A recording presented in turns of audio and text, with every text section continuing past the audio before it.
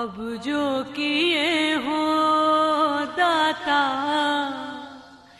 ऐसा न कि जो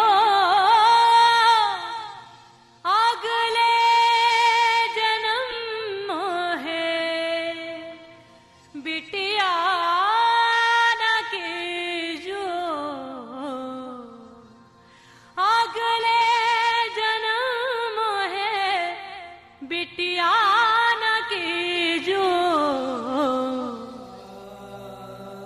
अस्सलाम वालेकुम मोअज़्ज़िज़ ख़वातीन व हज़रात, प्रोग्राम हम लोग के साथ मैं हूं अली मुमताज़। नाज़रीन, आज के प्रोग्राम में हम आपके लिए एक मुनफरिद कहानी पेश करने जा रहे हैं जिसमें एक बार फिर हव्वा की बेटी इंसाफ की तलबगार है।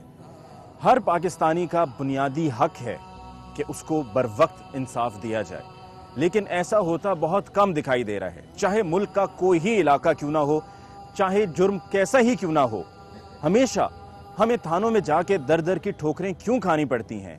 हमें हर वक्त जाकर पुलिस से फरियाद क्यों करनी पड़ती है कि जो हम कह रहे हैं वो सच कह रहे हैं, हमारे साथ ज्यादती हुई है, हमारे साथ जुल्म हुआ है, और इन जालिम लोगों को पकड़कर गिरफ्तार किया जाए और इन्हें कानून के मुताबिक सजा दी जाए ताकि कोई आइंदा ऐसा करने का सोचे ही नहीं। लेकिन चूंकि पुलिस की तरफ से ये फौरी इंसाफ फराहम नहीं किया जाता, पुलिस की तरफ से एक आम आदमी, एक गरीब आदमी की सुनवाई नहीं होती है, तो यही वजह है कि ये जालिम दरिंदे इन मुख्तलिफ इलाकों में हव्वा की बेटी को अपनी हवस का निशाना बनाते रहते हैं।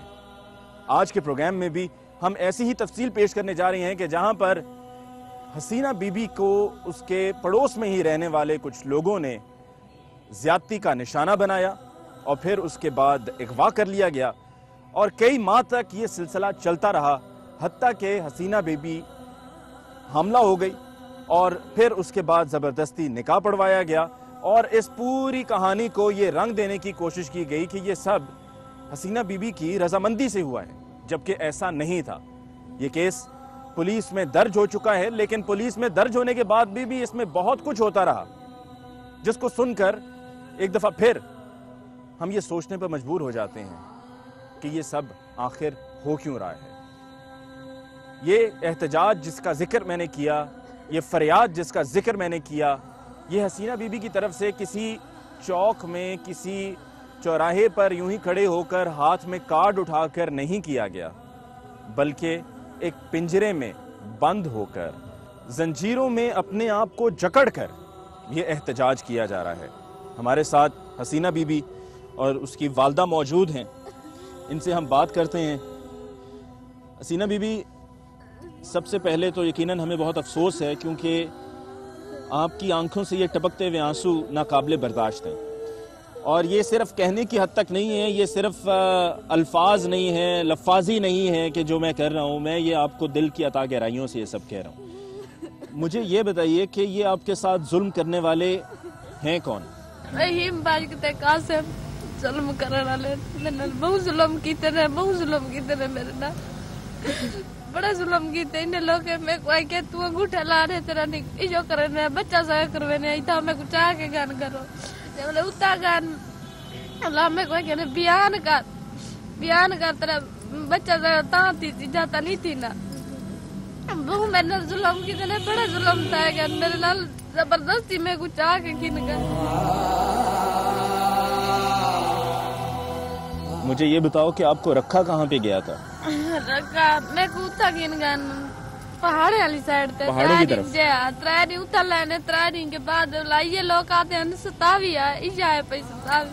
मुझे बताओ, ये पहाड़ों की तरफ जब लेकर गए तो आपने कहा नहीं, शोर नहीं मचाया कि ये कहाँ लेकर जा रहे हैं? मैं उते आके जेवले मैं को पहले रही किथे ही नन वंजने ने हवेली च ढकी रहन उते मैं को बदी रहने। हवेली थी कोई? हां अच्छा, हवेली बड़ी सारी है उते मैं को ढक से टेने मैं को बाहर नन वंजने ने बहु मैं नल जुल्म की बाहर नहीं जाने देते? नहीं। मारते भी थे? जे मैं को मरे ने आदम तू माफी तो ना लच्चा पीछे न बन पाई। मुझे बताओ कि ये जब सब हुआ, लेकर जब गायब हुए पहाड़ों की तरफ जब लेकर गए, उससे पहले जब ये आपके साथ ज्यादती की मेरे लाल रहीम बख्श की थी वाला जब रहीम बख्श ने, तो उस वक्त घर वालों को नहीं बताया, माँ को नहीं बताया? नहीं बताया मैं को ने के तू गाल ही नहीं करनी गाना जाने। मुझे ये बताओ कि ये जो अंगूठा लगाने वाली बात है, ये कैसे, जबरदस्ती निकाह कैसे किया? मैं को कहने तू अंगूठा लाते ना हम करवाने पाया, जबरदस्ती निकाह करवाने। मेरे को कोई पता गया नहीं, मेरा निकाह करवाने पाए क्या करवाने पाए, मेरे को जबरदस्ती अंगूठे लगा के गए। वहाँ पर निकाह ख्वाह मौजूद था, निकाह किसने पढ़ाया? मेरे को कोई पता क्या नहीं, निकाह क्या पढ़ाया क्या नहीं पढ़ाया, मेरे को अंगूठे लगा बस अंगूठा लगवाया था। हाँ। वहाँ पर कोई और था वहाँ पर कासिम और रहीम बख्श के अलावा? जे औरत है। वो औरत कौन थी? औरत मिस है पहला। मिस थी? जे ये मिस कौन थी? जिस तो तलता भी चगिन के है ना। 27 शक से कोई नर्स लेके। नर्स थी? हाँ जी, नर्स अच्छा, इस्तिकाते हमल के लिए, ताकि अच्छा मेरे को कहने अंगूठे ला दे तेरा बच्चा जाया करे ता। अंगूठा इसलिए लगवाया कि जी अंगूठा लगाओ बच्चा जाया तब होगा। बच्चा जाया ता दीदी, मैं क्या मैं नहीं ला देनी, उन्हें कि तू ला दे से। मैं ला डर के ला दी, उन्हें कि ला दे अंगूठे से तेरे वाला तेरा बच्चा करवा के ते को अपने माँ प्यो को लो छोड़ा सू। मैं दा ला के नहीं तेरे ला, मैं कोई कहने बयान करवा तेरा बच्चा जाया करवा, तू तेरा माँ प्यो सारे उते परचा न करे ते को ता घर पहुंचा सू। मैं नहीं करे नहीं आद्यान करे नहीं पे ठीक जाता आगे माँ प्यो के घर जा को नहीं तेरी वंडर दी उड़ा सही ते कुछ जिंदा गायब कर दे तू। अब जो किए हो दाता ऐसा न कीजो। मुझे बताओ कि ये इस तरह से एहतजाज कर रहे हो, ऐसा मैंने कभी पहले नहीं देखा किसी को एहतजाज करते हुए। तो पिंजरे में अपने आप को बंद करके, जंजीरों में अपने आप को जकड़ के ये एहतजाज करने का कैसे ख्याल आया कि ऐसे एहतजाज करो? मैं आपको आप मैं बहुत तंग दी गई, पकड़े गए सारे। सारी पुलिस सारे नहीं कार्रवाई की थी, मुलजम सारे पकड़ के ला छोड़ दी तेने, सारी कार्रवाई नहीं की थी। उन्हें के DSP सारे ने रल के पैसा गिन के कहा के सारे मुलजम छोड़ दी तेने। फिर अपने आप को सोचा कि पिंजरे में बंद करके एहतजाज करो। मैं पीछे आया सारे उन्हें आके डुल तेरे मुलजम आए बेटे, नहीं मैं नहीं जा रही, मैं था आपको आप डकेजा मेरी तुझे कार्रवाई नहीं कराना था, मैं आपको पेट्रोल साट के बाल आ रहे दफ्तर दे विच खड़ के। अच्छा हौसला करो, मुझे ये बताओ कि ये इस तरह एहतजाज कब तक करते रहोगे, ऐसे पिंजरे में अपने आप को बंद करके? मैं अपनी मेरे को इंसाफ चाहिए है। जब तक इंसाफ नहीं मिलेगा तब तक अपने आप को ऐसे बंद रखोगे? आपको ऐसे बंद रखूंगी। अगले जन्म है बिटिया न कीजो। अच्छा, ये जब से केस चल रहा है किसी ने डराया है? डराया, किसी ने धमकाया है, धमकी दी है कि मार देंगे या कुछ ऐसा बात बोली है? ध्यान भाई तुझे ये केस की दिगड़े में मतलब ऐसा छूटा है तू थारे को बात ता वैसा छूटा बने पैसा जैसा भर के सुरमा गंगा तेल उता करके खड़नता है, पता नहीं लगता है थाड़े ते आए खड़े जगह नहीं आए खड़े। तो जाहिर सी बात है, जब आप पर इतना जुल्म किया और जुल्म करने के बाद आप इस हाल में हैं, और जब आप उनके बारे में सुनेंगे या देखेंगे कि जी वो वहाँ पर ऐसे रह रहे हैं जिस तरह किसी शादी पर आए हुए हैं, तो आपसे कैसे बर्दाश्त हो सकता है? मुझे बताओ कि ये इतना अरसा पुलिस को क्यों नहीं बताया? पुलिस को बताने में इतनी देर क्यों की? सारी गाल ही नहीं सुन दी, उन्हें को पैसा गिन के खानी गड़ी उन्हें गाल सुन दी यार, गाल सारी कोई गाल नहीं सुन दी पुलिस भी। अगले जन्म मोहे बिटिया न कीजो। कासिम की बीवी से भी कोई बात हुई थी तुम्हारी? वो जाल दादी है वहाँ के वो तेरे नाल पूछ सु तेरे को तू सारे उधर क्यों केस करे दिए? अच्छा, तो तड़िया ने मुंह से मेरे को इतनी मैं गाड़ी मैं अपने अब्बू अम्मी के घर लगी ने मैं चाचा के घर टिकी पिया। चाचा के घर रह रहे? चाचा के घर में बहु ने को खतरा है पिया। अच्छा, इसलिए कि कहीं वो कुछ जब मैं अपने जा मेरे को अपने माँ प्यो के घर पर जाऊँ, मैं घर पर नहीं पा सकती ना, जवान लड़की है ना। उम्र कितनी है तुम्हारी? उम्र मेरी 12 साल। 1 साल पहले जो है ये तुम्हारे साथ ज्यादती हुई, तो अब तुम्हारी उम्र तो उस वक्त 12 साल थी, अब तो 13 साल होगी ना? हूँ 13 साल भी होगी। नाज़रीन, आपने हसीना बीबी से मुख्तसरन तफसील सुनी, और ये जुल्म की इंतहा है कि एक लड़की के साथ जिसकी उम्र सिर्फ 12 साल थी उसको इज्तिमाई ज़्यादती का निशाना बनाया गया, और फिर उसके बाद ये मामला पूरा 1 साल चलता रहा, जब उनको ये लगा कि वो गिरफ्तार हो जाएंगे या उनकी तलाश जारी है, तो लड़की को ही गायब कर दिया, पहाड़ों में रखा, फिर उसके बाद किसी हवेली में जाके रखा और ज़बरदस्ती अंगूठा लगवाया कि जी अगर ये हमल जो इस्तकाते हमल है उसके लिए ज़रूरी है कि तुम ये अंगूठा लगा दो, वरना ये हो नहीं सकेगा। और वो अंगूठे के ज़रिए ये दिखाया जा रहा है, बताया जा रहा है कि जी हमारा तो निकाह हो चुका है और ये केस ही सरासर गलत है। जबकि हसीना बीबी और उसकी वालदा की आंखों से टपकते हुए आंसू हकीकत बयान कर रहे हैं कि हकीकत ये है कि ये जुल्म है और पुलिस ने ताउन नहीं किया, और ताउन ना करने की ही वजह है कि इस तरह से अपने आप को पिंजरे में बंद करके जंजीरों में जकड़ के एहतजाज किया जा रहा है। और ये बार बार कहा जा रहा है कि ये एहतजाज इस तरह से तब तक किया जाता रहेगा कि जब तक इंसाफ नहीं मिलेगा, और इंसाफ तब मिलेगा कि जब ये सिर्फ पुलिस की ही हिरासत में नहीं रहेंगे बल्कि जेल चले जाएंगे, इनको सज़ा हो जाएगी। क्योंकि जिस तरह से ये पुलिस के पास रह रहे हैं, पुलिस की हिरासत में हैं, लग यूँ रहा है कि जिस तरह वो किसी शादी पर आए हुए हैं। और बार बार हसीना बीबी का ये भी कहना है कि पुलिस ने तो पैसे लिए हुए, पैसे खा चुकी है पुलिस, लिहाजा वो इंसाफ क्या करेगी। इस पर मजीद हमारी बात होगी हसीना बीबी से और इनकी वालदा से एक ब्रेक के बाद। बेटी की पैदाइश हुई है, उसका आप क्या करेंगे? आप उसकी परवरिश करेंगे?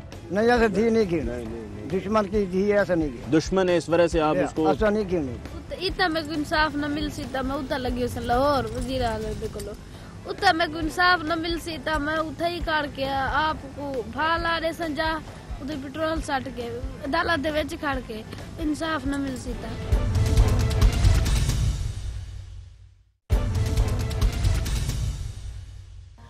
अब जो किए हो दाता ऐसा ना कीजो, अगले जन्म है बिटिया ना कीजो, अगले जन्म है बिटिया। नाज़रीन, ब्रेक के बाद एक दफ़ा फिर आपको कहते हैं खुशामदीद प्रोग्राम हम लोग। और आज के प्रोग्राम में हम आपकी खिदमत में एक ऐसी कहानी पेश कर रहे हैं कि जिसके बारे में आपने पहले तो सुना होगा कि हव्वा की बेटी को जुल्म का निशाना बनाया गया, बर्बरियत की कई मिसालें हमें मिलती हैं, इज्तिमाई ज़्यादती का निशाना बनाया गया हो, ये सब हम पहले सुन चुके हैं। लेकिन इस सब के हो जाने के बाद रद्द अमल में हमने कभी हमारे मुल्क की तारीख में ऐसा पहले ना तो सुना है और ना ही देखा है कि जुल्म के खिलाफ आवाज़ उठाई गई हो, अपने हक के लिए आवाज़ उठाई गई हो, और आवाज़ एक पिंजरे में बंद होकर अपने आप को जंजीरों में जकड़ कर ये सब किया गया हो। प्रोग्राम में वक्फे से पहले आपने हसीना बीबी की कहानी सुनी कि किस तरीके से उस पर जुल्म ढाए गए और क्या वजह है कि वो अपने आप को पिंजरे में बंद करके जंजीरों में जकड़ कर एहतजाज कर रही है और अपनी आवाज़ अरबाब इख्तियार तक पहुंचाने की कोशिश कर रही है ताकि हसीना बीबी और इसके घर वालों को इंसाफ मिले और इनकी जान और माल का तहफ़्फ़ुज़ भी फराहम किया जाए। हमारे साथ हसीना बीबी और उनकी वालदा हैं। हसीना बीबी से हम मज़ीद गुफ्तगू करते हैं, और गुफ्तगू दोबारा करने से पहले मैंने भी कहा जान और माल का तहफ़्फ़ुज़, यकीनन जान का तहफ़्फ़ुज़ फराहम करना तो पुलिस की जिम्मेदारी है ही, माल का भी है। लेकिन यहाँ पर माल वाला तो किस्सा ही कोई नहीं, क्योंकि हसीना बीबी के वालिद माजूर हैं और एक गरीब घराने से ताल्लुक़ है। इनके लिए ये कानूनी कार्रवाइयाँ और जो अखराजात हैं वो भी बर्दाश्त करना खासा मुश्किल है। और ये सब जहन में रखते हुए भी हो सकता था खामोश रहते, लेकिन खामोश नहीं रहे। उन्होंने कहा कि इसके खिलाफ आवाज़ ज़रूर उठाई जानी चाहिए ताकि इस तरह के लोग इनको गिरफ्तार करने के बाद सज़ा भी सुनाई जाए। हसीना बीबी, मुझे ये बताओ कि कितना यकीन है कि इंसाफ मिलेगा? मेरे को अपना हक का इंसाफ मिलना चाहिए। मेरे हाल जब पुलिस से बारो कर दत्रा है, दो पकड़ा है, 2 पकड़े हैं, 3 बाहर हैं बीबी। लेकिन आपको लगता है कि कोई गाल नहीं जुड़ने पुलिस वाले सारी ना निकाल जुड़ने गए पैसा किन किन खाने गए। कौन सा पुलिस वाला? कोई नाम बताओ किसी पुलिस वाले का। डीएसपी एसएचओ ठीक आदमी है? एसएमवी नाल रल के सारे पैसे खाने गए। एसएचओ भी मिला हुआ है। लेकिन आपको लगता है कि इंसाफ मिलेगा आपको? इंसाफ मिल सी ठीक न मिल सी तो मैं दफ्तर दे विच खड़ के आपको बाल आ रहे जा मैं पिंजरे में बंद हो। अगर इंसाफ ना मिला तो अपने आप को आग ला रहे जा। नाज़रीन, ये अब परेशान कुन सूरत हाल है। मैं इस पर सिर्फ समझा सकता हूँ कि देखो, अगर इंसाफ खुदा न खास्ता नहीं भी मिलता तो उसका हल ये नहीं है कि तुम अपनी जान ले लो, खुदकुशी कर लो, आग लगा लो या कुछ ऐसा इंतहाई कदम उठाओ। ये सब करने की ज़रूरत नहीं है। अगर कोई ऐसा कहे भी करने को तो बात नहीं सुननी है। समझ रहे हो, ये गलत फेल होगा, ये गलत फैसला होगा। अगर इंसाफ खुदा न खास्ता नहीं भी मिलता तो कोशिश जारी रखनी है, लेकिन अपने साथ ऐसा नहीं करना है। मैं ऐसा कर नहीं, मैं को पिंजरे से मैं आपको आप ढक के चलो, पिंजरे में बंद होकर एहतजाज करना वो आपका हक है, आप एहतजाज कैसे भी करो, लेकिन अपनी जान नहीं लेनी है। खुदकुशी का सोचना भी नहीं है, खुदकुशी हराम है। बहुत ताकत गया, मेरे को इंसाफ नहीं मिलता पिया, मैं बहुत जिंदगी दो ताकत।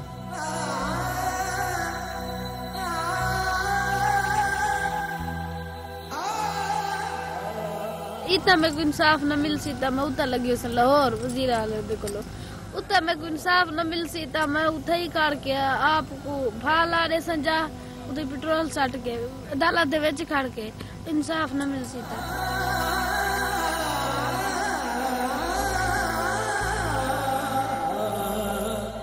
अच्छा हसीना बीबी, मैं चाह रहा हूँ कि आपकी वालदा के साथ साथ वालिद और चचा भी हैं, मैं उनसे बात करूँ। मुझे ये बताएं, SHO कौन से है जो इंसाफ नहीं दे रहा है? SHO कौन है जिसने पहले लोगों को छोड़ दिया था, इनको गिरफ्तार करके, रहीम बख्श और कासिम को? हाजी साहब से SHO। जी हाँ, पूरा नाम क्या है? हाजी अफजल SHO है। SHO अच्छा, सारे दो मुल्ज़म ना पाए गिरफ्तारी कर रहे। हाँ, उठो बोला एक दीवार मिला के ने भाई दूसरा दिहाड़े मिला के ने जके को छोड़ी थी। अच्छा। MP आए जके कट्टे थी के ने 4 पैसे दीते ने, हाँ, पैसे दे दू के ने असा गरीब को रोल कने तो छोड़ के जदा उतर छोड़ के गए उन्होंने के सादा केड़ा सर चंदी यार पानी थई वंजे सन बड़ा जुल्म कीता गए। सारी बच्ची बे मकसद निके मकसद एक ते भला सारा बंदा मजदूर है, गुड्डा मंडा हाथ के अल्लाह के ना दिख रहे 4 पैसे कुछ दे देते नहीं ना तो लंघन पहरा था। सारे इंसाफ नहीं थिया गया।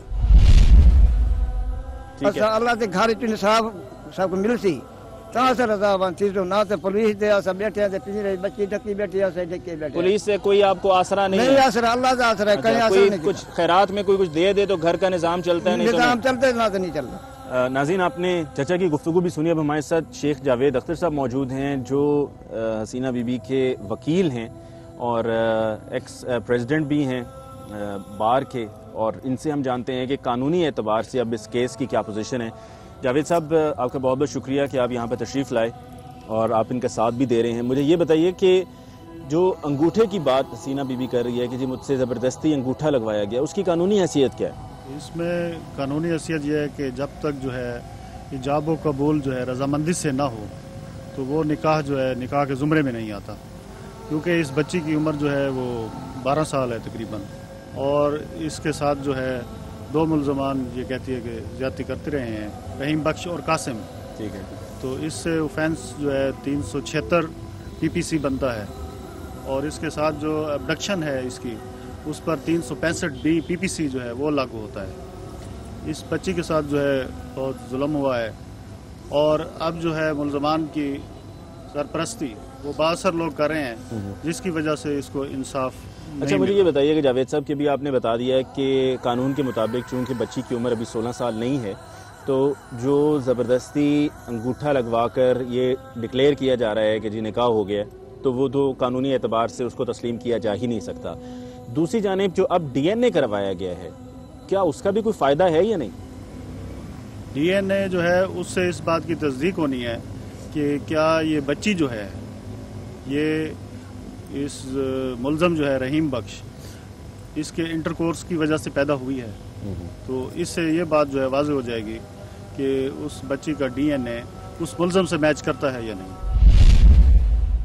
अगर उस मुल्ज़म से मैच कर जाता है तो फिर जो है वो सही गुनाहगार जो है वो साबित होगा, क्योंकि निकाह जो है वो सिर्फ ये नहीं है कि ज़बरदस्ती अंगूठे लगवा लिए जाए। ठीक है, जब तक जो है उसमें ऑफर और एक्सेप्टेंस ना हो उस वक्त तक वो निकाह नहीं होता, एक्सेप्ट नहीं किया और ऐसे केसेस में जो है सुप्रीम कोर्ट की रूलिंग्स भी हैं कि निकाह जो है, इस निकाह की कंट्रोवर्सी ये at the time of trial जो है डिटरमिन होती है।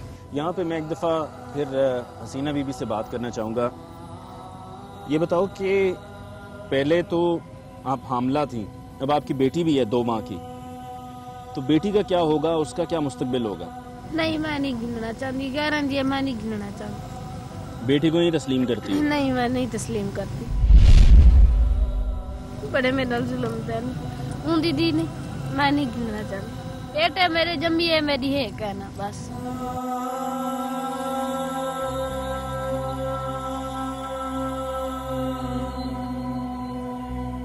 अच्छा, अभी बेटी की जो मैंने बात की है उस पर हसीना बीबी का ये कहना है कि मैं उसे कबूल नहीं करती हूँ। यहाँ पर चचा भी हैं, वालिद भी हैं। चचा से मैं पूछता हूँ, अब जो बेटी की पैदाइश हुई है उसका आप क्या करेंगे? आप उसकी परवरिश करेंगे? नहीं, ऐसा धी नहीं गिरना, दुश्मन की धी ऐसा नहीं गिरना, दुश्मन है इस वजह से आप उसको ऐसा नहीं गिरना।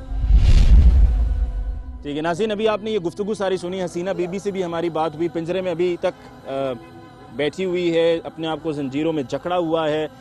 ऐसा एहतजाज मैंने कभी ना तो देखा है, ना ही मैंने कभी ऐसे एहतजाज का सुना है, और ये सब बेबसी की हद है।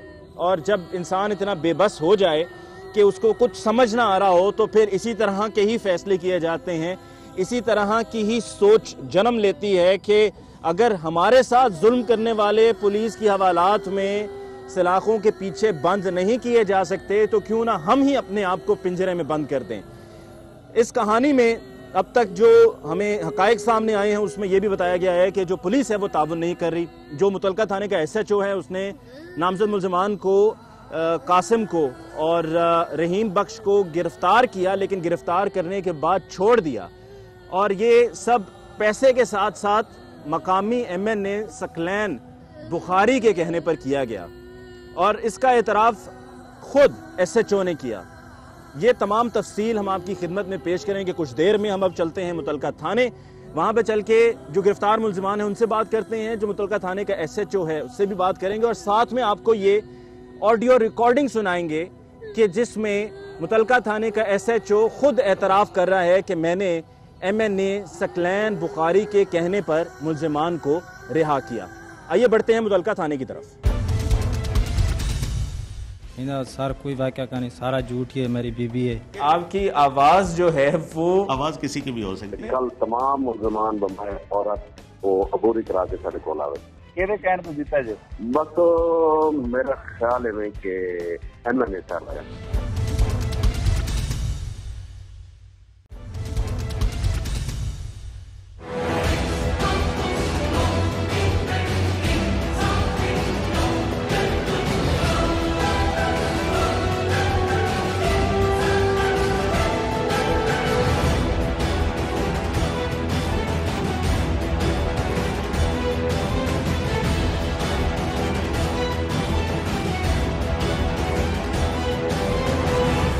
नाज़रीन, हम मुतलका थाने में मौजूद हैं जहां पर दोनों मुल्ज़िमान रहीम बख्श और कासिम गिरफ्तार हो चुके हैं, पुलिस की हवालात में बंद हैं। इनसे हम बात करते हैं और तफसील जानते हैं कि इनका मौक़िफ़ क्या है। रहीम बख्श, पहले तुमसे मैं बात करता हूँ, मुझे ये बताओ कि दोनों भाई हो? माँ दे परो सकें प्यू दे परो मतरा हैं सर। अच्छा, मुझे बताओ कि ये हसीना बीबी वाला वाक़या क्या है? इंदा सर कोई वाक़या कहानी, सारा झूठ है, मेरी बीबी है। कैसे बीबी है? ऐसे बीबी है जरा ना इंदी माँ को मैं रिश्ता मंगे मैं को दी है किलोमीटर जरा ना मैं को आप आन के दी मैं वाला लई आन के निकाह पवाया ही। निकाह पढ़वाया? जी हाँ। अच्छा, अंगूठा लगवाया? अंगूठे है ना पर सर जी। तो उसकी उम्र कितनी है? उसकी इतनी तो उम्र है ही नहीं कि तुम उससे अंगूठे लगवाओ, और ये 16 साल उसकी उम्र जब तक नहीं होगी तब तक तुम उसके साथ शादी नहीं कर सकते। सर जी 20 साल उम्र है। वो कहती है मेरी उम्र पहले 12 साल थी जब ये सब हुआ और अब 13 साल है। ना सर जी, सारा झूठ ही है। वाला साल मेरे को रह गया और मेरी निकली बच्ची है सर जी। तो तुम्हें ज़्यादा पता होगा या उसके वालिदैन को ज़्यादा पता होगा? वो ये कहते हैं इसकी उम्र 13 साल है। वो सर जी सारा झूठ ही है। लड़की के माँ बाप झूठ क्यों बोलेंगे? वो बोलेंगे सर जी। क्यों? वो खिलाफ था खाना ना साढ़े।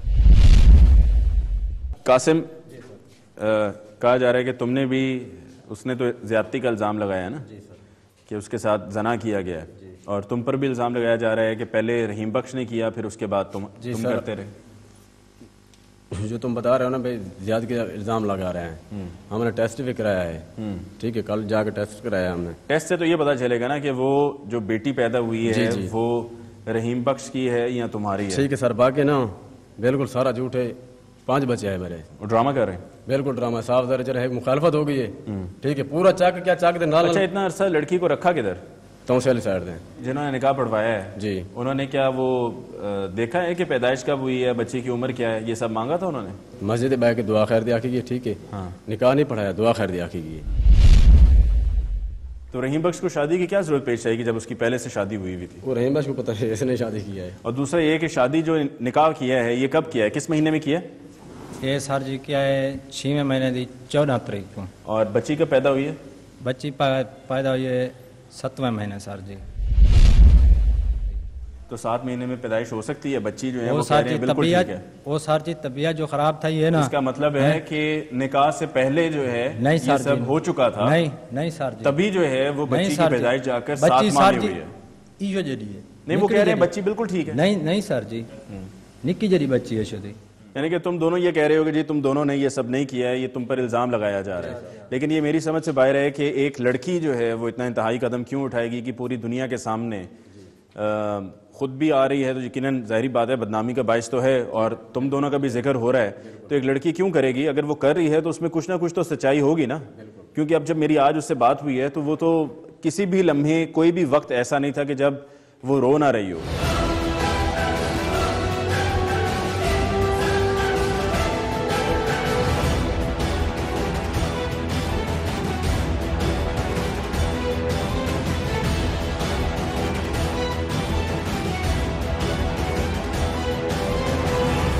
नाज़रीन, हमारे साथ मुतलका थाने के SHO अफजल साहब मौजूद हैं, इनसे हम केस की अब तफसील जानते हैं। अफजल साहब, ये बताइए कि ये मुल्ज़िमान जो गिरफ्तार हुए हैं, इनकी गिरफ्तारी के बाद इनको रिहा भी किया गया था, उनको रिहा क्यों किया गया था? नहीं, रिहा तो नहीं किया गया था इनको। रिहा बिल्कुल किया गया था, क्योंकि जब ये गिरफ्तार हुए हैं उसके बाद फिर इनको जाने दिया गया। ये हमने आप ही की गुफ्तगू को सुना है जिसमें आपने ये अपनी ही जुबान, अपनी ही आवाज़ में ये कहा है कि मुल्ज़िमान को छोड़ दिया गया। ये 1 साल पहले का वक़ूआ है। मुद्दईया या उसके वालिद ने किसी फॉर्म पे इस वक़ूआ की बाबत कहीं भी तहरीरी या ज़बानी, उनका बार बार ये कहना है कि जी हम तो इस वजह से नहीं गए अभी तक पुलिस के पास। मैंने उनसे पूछा है कि आप अभी तक पुलिस के पास क्यों नहीं गए थे, इतना अरसा आपने किसका इंतजार किया? तो उनके कहना है हम पुलिस के पास क्या जाएं, पुलिस तो इंसाफ ही नहीं करती है। नहीं, देखे ना जी, अदालत मौजूद है, सेशन कोर्ट है, हाई कोर्ट है। लेकिन अदालत तो तब इंसाफ करेगी अगर मुल्ज़िमान जो हैं वो गिरफ्तार होंगे। जब हमारे पास ये तहरीरी दरख्वास्त आई है तो हमने उसी दिन कार्रवाई की है और उसी दिन हसीना बीबी का हमने मेडिकल कराया है। ठीक है। मेडिकल के बाद फ़ौरन हमने दोनों फ्रीकैन की, ताकि ये कासिम को हमने बुलाया है, कासिम आया है, उसने निकाह फ़ोटो कापी दी है हमें कि ये जो हसीना ने जो वक़ूआ बताया ऐसे नहीं है, बल्कि ये तो शादीशुदा है, हमारी बाकायदा इस हमारे भाई की शादी हुई है। एहतजाज से पहले जो मुल्ज़िमान अभी आपकी हिरासत में हैं उनको छोड़ा भी गया? नहीं, छोड़ने वाली बात उनको बिल्कुल छोड़ा गया। मुझे बताएं, यहाँ पर थाने जो हैं वो MNA चलाते हैं? सफा मिसल पर कोई ये तो बताइए नहीं, ना, ये बिल्कुल थाने MNA चलाते हैं? बिल्कुल नहीं है। आपके MNA साहब से जो है वो काफी करीबी ताल्लुकात हैं? नहीं, बिल्कुल। या उनका जोर चलता है तमाम थानों पे, उनका जोर चलता है पुलिस फोर्स पे, उनकी मनमानी है, जो वो चाहें जब चाहें करवा सकते हैं? बिल्कुल। उन्होंने इसी बात के लोगों से वोट लिए हैं कि उनकी मर्जी के मुताबिक लोग गिरफ्तार होंगे, उनकी मर्जी के मुताबिक लोग रिहा होंगे। ये तसर दिया जाता है कि नहीं, मैंने तो आप ही की आवाज सुनी है। नहीं, बिल्कुल नहीं है। मैंने तो आप ही की आवाज सुनी है। आवाज तो हो सकती है, किसी की भी हो सकती है। नहीं, आवाज तो आप ही की है। बिल्कुल देखिए, आवाज जो है वो अभी आकर मैंने जब आपकी आवाज दोबारा सुनी है ना तो वो मैच कर गई आवाज। आवाज तो आप ही की है। बिल्कुल नहीं है ना। मैं तमाम व्यूअर्स को सुनवा सकता हूँ कि जो आपकी कॉन्वर्सेशन हुई है, मैं तमाम व्यूअर्स को वो कॉन्वर्सेशन सुनवा दूं। नाज़रीन, आप वो जरा गुफ्तगू सुन लें जो SHO साहब की हुई है, जिसमें SHO साहब ने खुद एतराफ़ किया, और वो एतराफ़ क्या था वो आप सुन लीजिए, फिर उसकी तफसील आपकी खिदमत में हम पेश करेंगे। सलाम है, सब खैरियत है? अल्हम्दुलिल्लाह जनाब, शुक्र अल्लाह। की नवी ताजी सर? नवी ताजी ये सर के जड़ा कासिम है। हाँ जी, हाँ जी। तो दिते है जनाब ते कल तमाम मुल्ज़िमान बमाए औरत वो अबूरी करा के साडे कोल आवे इंशाअल्लाह। बात इन्हां जनाब DNA वास्ते ये जेडे प्रोसेस अगला सी ते पूरा कर दें। अच्छा, ते केड़े कहण तो दिता जे? बस तो मेरा ख्याल है कि MNA साहब आया। नाज़रीन, आपने ये गुफ्तगू सुनी जिसमें SHO साहब की आवाज़ आपको खुद सुनाई दी, और उसमें SHO साहब आप यही कह रहे हैं कि MNA साहब के कहने पर मुल्जिमान को छोड़ा गया है कि उन्होंने कहा है कि अगले रोज वो अबूरी जमानत कराएंगे, जमानत कराने के बाद वो आ जाएंगे। अब आप ये गलत बयानी कर रहे हैं। देखें, आप काबिल एहतराम हैं, लेकिन जो अभी आप जिम्मेदार तो हैं, लेकिन आपकी आवाज जो है वो आवाज किसी की भी हो सकती है। नहीं, आवाज आपकी है। देखिए, अब आप हम पर ये इल्जाम लगा रहे हैं कि आपकी आवाज के साथ जो है वो हमने टेम्परिंग की है। कतन ये तसर दिया जा रहा है कि एमएनए और एमपीए जो अगर आपकी आवाज यकीन मानिए ना होती तो मैं आके आपसे सिर्फ इतना सवाल पूछता कि ये केस की तफसील क्या है, ये कब वकूआ हुआ, एफआईआर कौन सी दर्ज हुई है, दफात कौन सी लगी है, मैं आपसे ये सवाल पूछता। लेकिन यहाँ आकर मुझे आपसे सवाल इसलिए दूसरा पूछना पड़ रहा है क्योंकि मैंने वो गुफ्तगू खुद सुनी है, जिस गुफ्तगू में आप खुद कह रहे हैं कि एमएनए साहब के कहने पर आपने छोड़ा है ना। एमएनए साहब का नाम क्या है यहाँ पे मकामी एमएनए? सकलैन शाह साहब हैं हमारे, सकलैन बुखारी साहब हैं।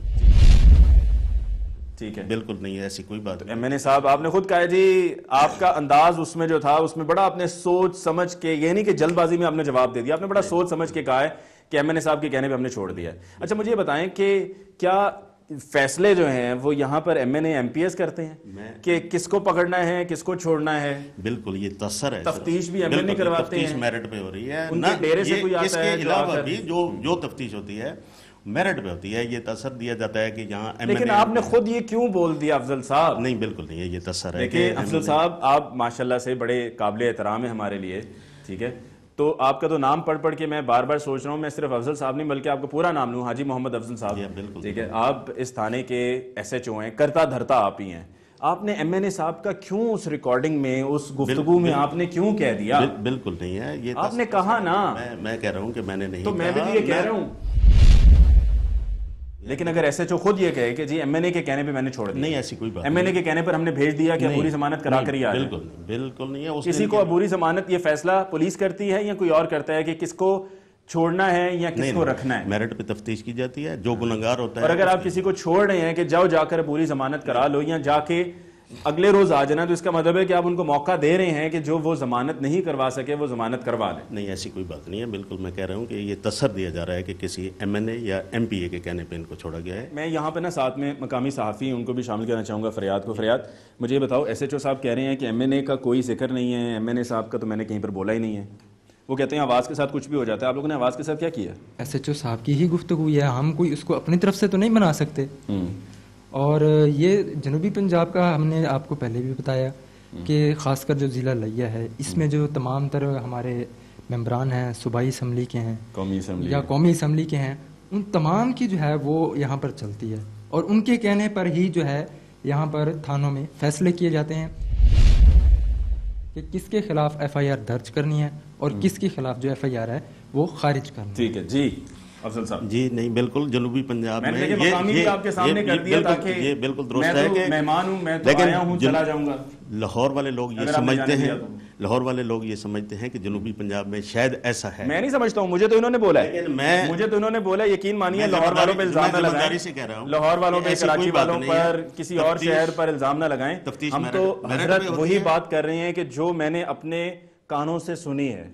आपने बिल्कुल सुनी होगी, लेकिन मैं बड़े नहीं जिम्मेदारी से कह रहा हूँ कि ऐसी कोई बात, लोगों ने भी सुन ली, मैंने सिर्फ नहीं सुनी, जिम्मेदारी से कह रहा हूँ कि कोई ऐसी बात नहीं है, ना कोई प्रेशर है। हम मेरिट पे तफ्तीश कर रहे हैं और DNA भी उन मुल्ज़मान का हमने कराया है। तो मैं आपको वो गुफ्तगू सुना दूं, जरा मुझे गुफ्तगू ला कर दीजिएगा ताकि मैं वो गुफ्तगू जो है ना वो आपको सुना सकूँ, जिसमें गुफ्तगू में आप खुद, क्योंकि अभी तो हमने लोगों को सुनवाई थी, लोगों ने उस पर अपनी राय कायम कर ली होगी, लेकिन चूंकि आप मेरे सामने खड़े हुए बार बार इनकार कर रहे हैं कि आपने वो ऐसा कहा ही नहीं है, तो फिर जरूरी हो जाता है कि मैं आपको वो गुफ्तगू सुनाऊं ताकि आपका जरा, ये आप ही की आवाज है जी, एक सेकंड जी। ਦਿੱਤੇ जनाब ते कल तमाम मुल्ज़मान बमाए औरत वो अबूरी करा के साडे कोल आवे। अच्छा, केरे कहण तो दिता जे एमएनए साहब है। नहीं, ये मेरी आवाज नहीं मेरी आवाज है ही नहीं, मेरी आवाज आपके सामने है उसमें। और तो भाई आपकी आवाज SHO साहब ये मैच हो रही है ना? नहीं, इसमें बिल्कुल नहीं। क्यों आवाज मैच नहीं हो रही है? ये आप ही की आवाज है। आपके भाई हैं? नहीं, मेरे कोई भाई नहीं है। कोई भाई नहीं है?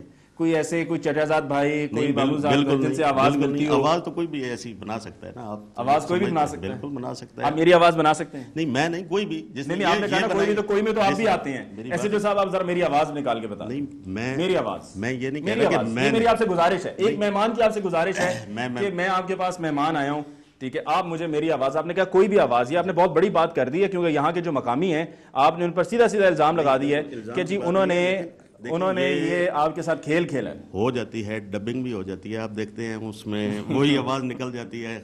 फिल्में भी देखते हैं कि करता कौन सी फिल्में देखी हैं आपने? नहीं मैं फिल्में तो नहीं देखी, लेकिन सुनी तो है। नहीं देखी भी चीज और होती है, सुनी सुनाई चीज और होती है। लेकिन ये मैं आपने अगर किसी से सुना होगा जी वो फिल्मों में डबिंग हो जाती है, ये हो जाता है, वो हो जाता है, अगर आपने खुद किसी फिल्म में देखा है तो मुझे आप उसका रेफरेंस दे दें, मैं अगली बात ही नहीं करूंगा। नहीं मैं जिम्मेदारी से कह रहा हूं कि किसी का रेफरेंस दे, ये मेरी आवाज नहीं है। मैंने किसी MLA, किसी MPA, किसी सियासी दबाव या प्रेशर पे आके मुल्जमान को नहीं छोड़ा। जो मैं बात कह रहा हूँ जिम्मेदारी से। फिल्में कम देखा करें अफजल साहब, ताकि आपको पता चले कि ये हकीकत है। नहीं ये हकीकत यही है कि जो हो रहा है मेरिट में हो रहा है, इंशाल्लाह किसी के दबाव पे, किसी पसीना पहुंच लें। नहीं पसीने की कोई बात नहीं, पसीना पहुंच कोई बात।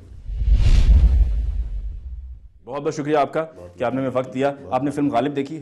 नहीं देखी। बहुत बहुत शुक्रिया जी। नाज़रीन, इसके साथ ही आज के प्रोग्राम का वक्त खत्म हुआ चाहता है। आज के प्रोग्राम में हमने आपकी खिदमत में ये स्टोरी पेश की कि जिसमें हसीना बीबी का ये कहना है कि उसको ज़्यादती का निशाना बनाया गया और फिर उसके बाद उसके साथ ज़बरदस्ती निकाह हुआ, जिसके नतीजे में जब पुलिस ने उसकी एक ना सुनी तो उसको अपना एहतजाज रिकॉर्ड कराना पड़ा और इस एहतजाज को रिकॉर्ड करवाते हुए अपने आप को एक पिंजरे में बंद किया, जंजीरों में जकड़ा और अपना एहतजाज आगे तक पहुंचाया। और अब यही कह रही है कि मेरी ये फरियाद है कि पुलिस सही से तफ्तीश करे, नहीं तो मैं वज़ीर आला से ये अपील करती हूँ कि वो इंसाफ दें, और अगर इंसाफ फिर भी ना मिला तो कहीं ऐसा ना हो कि मुझे खुदकुशी करनी पड़े, जो कि यकीनन हम नहीं चाहेंगे। और हमने आज के प्रोग्राम में सकीना बीबी से कहा भी कि ख्वाह कुछ ही क्यों ना हो, इंसाफ मिलने में ताख़ीर ही क्यों ना हो, कोशिश जारी रखिए, लेकिन इतना इंतहाई कदम नहीं उठाना है कि जिसमें आप अपनी जान लेने का सोच रहे हों।